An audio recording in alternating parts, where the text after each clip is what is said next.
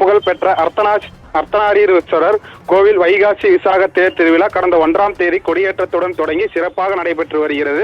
இந்த திருவிழாவானது 15 நாட்கள் நடைபெறும் நிலையில் வைகாசி விசாக தேர் திருவிழாவின் 10ஆம் நாள் திருவிழாவை நேற்று ஆதி திராவிடர் நலத்துறை அமைச்சர் மதிவேந்தன், திருச்செங்கோடு சட்டமன்ற உறுப்பினர் ஈஸ்வரன், திருச்செங்கோடு நகரமன்ற தலைவர் நளினி சுரேஷ் பாபு மற்றும் நிர்வாகிகள்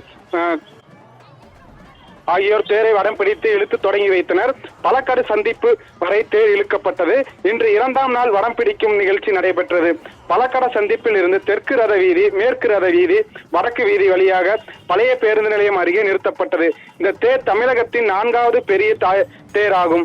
தமிழகத்தில் எங்கும் இல்லாத அளவிற்கு அர்த்தநாரீஸ்வரர் தேர் 3 நாட்கள் வடம் பிடித்து இழுக்கப்படுவது வழக்கம். இன்று 2வது நாளில் ஆயிரக்கணக்கான பக்தர்கள் தேரை வடம் பிடித்து இழுத்தனர். மேலும் சிவனடியார்கள் செண்டை மேளம் முழங்க, சிவசிவா என்ற கோஷங்கள் முழங்க, ஒருபுறம் இளம் பெண்கள், இளைஞர்கள் மேளதாளங்கள் முழங்க நடனமாடி வருகின்றனர். தேர் திருவிழாவை ஒட்டி திருச்செங்கோடு காவல் துணை கண்காணிப்பாளர் கிருஷ்ணன் தலைமையில் ஏராளமான போலீசார் தீவிர கண்காணிப்பில் ஈடுபட்டு வருகின்றனர். நாளை 3வது நாள் தேர் இழுக்கப்படும் நிலையில் அதன் பின்னர் பரிவர தெய்வங்களுடன் அர்த்தநாரீஸ்வரர் திருமலைக்கு எழுந்தரும் நிகழ்ச்சி நடைபெற உள்ளது.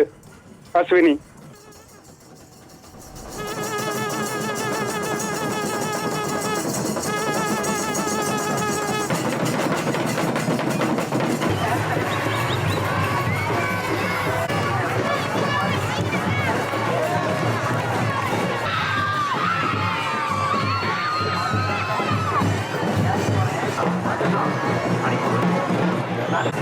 Thank you.